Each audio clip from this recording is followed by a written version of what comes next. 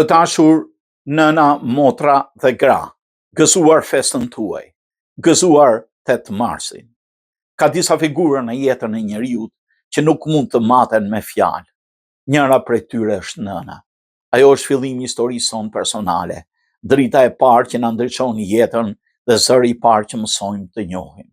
Prandaj, edhe 8 marsi, dita ndërkombëtare e gruas, nuk është vetëm një festë kalendarike, por një moment reflektimi për rolin e gruas e sidomos të nënës në jetën e shoqërisë. Kjo ditë lidhet historikisht me përpjekjet e grave për barazi, dinjitet dhe të drejta në shoqëri. Në fillim të shekullit të 20, gratë punëtore në qytetet të ndryshme të botës ngritën zërin për kushte të drejta pune dhe për një jetë më të barabartë. Nga këto protesta dhe lëvizje lindi simbolika e 8 marsit, një ditë që sot kujton forcën dhe kontributin e grave në çdo fushë të jetës. Përtej historisë e saj shoqërore, kjo ditë ka dhe një dimension tjetër emocional. Për shumë njerëz, 8 marsi është mbi të gjitha dita e nënës, figura që përcakton dashurinë më të pastër dhe sakrificën më të madhe. Nëna është personi që na mëson fjalët e para, që na mëson të ecim dhe të shohim botën me besim. Ajo është një prani e hershtur por e fuqishme, që na shoqëron në çdo hap të jetës. Në momentet e para të fëminisë, kur bota duket e madhe dhe e panjohur, është dora e nënës ajo që na jep siguri. Dashuria e saj është e veçantë, sepse është pa kushte. Nëna nuk mat lodhjen, nuk numëron sakrificat dhe nuk kërkon shpërblim. Ajo jep gjithçka me një natyrshmëri të thjeshtë, sikur kjo ishte gjëja më e zakonshme në botë.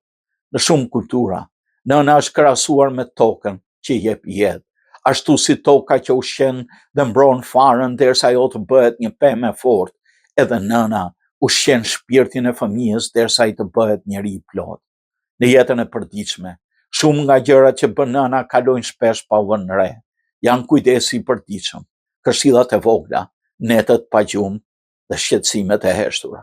Por pikërisht, këto gjëra të vogla janë ato që ndërtojnë dashurinë më të madhe.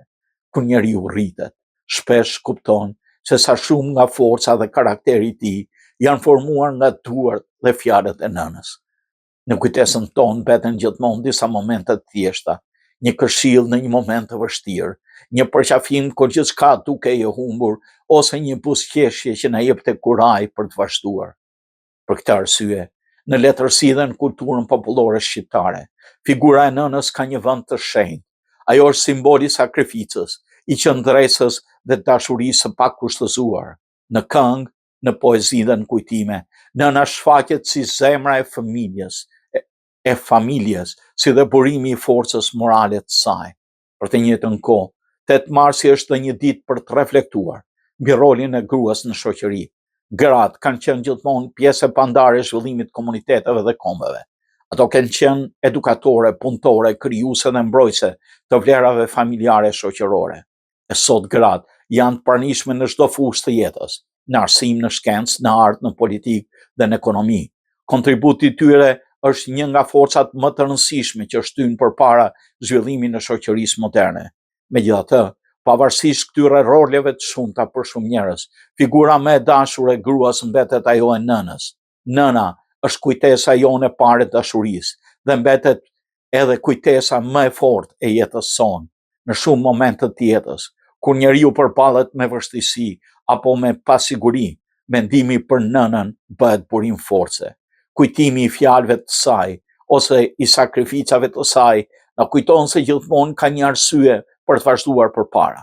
Prandaj, 8 marsi është më shumë se një festë me lule e urime. Është një moment për të falendëruar gratë, e sidomos nënat tona, për gjithçka që bëjnë çdo ditë, shpesh me heshtje dhe pa kërkuar asnjë gjë në këmbim. Është një ditë për të kuptuar se dashuria më e madhe shpesh nuk shprehet me fjalë të mëdha, por me kujdesin e përditshëm dhe sakrificat e vogla që ndërtojnë jetën e familjes. Në fund, çdo njeri mban brenda vetes një pjesë të nënës së tij, në mënyrën si mendon, si ndjen, si kujdeset për të tjerët, sepse nëna nuk është vetëm personi që na sjell në jetë, ajo është edhe drita që vazhdon të ndriçojë rrugën tonë gjatë gjithë jetës.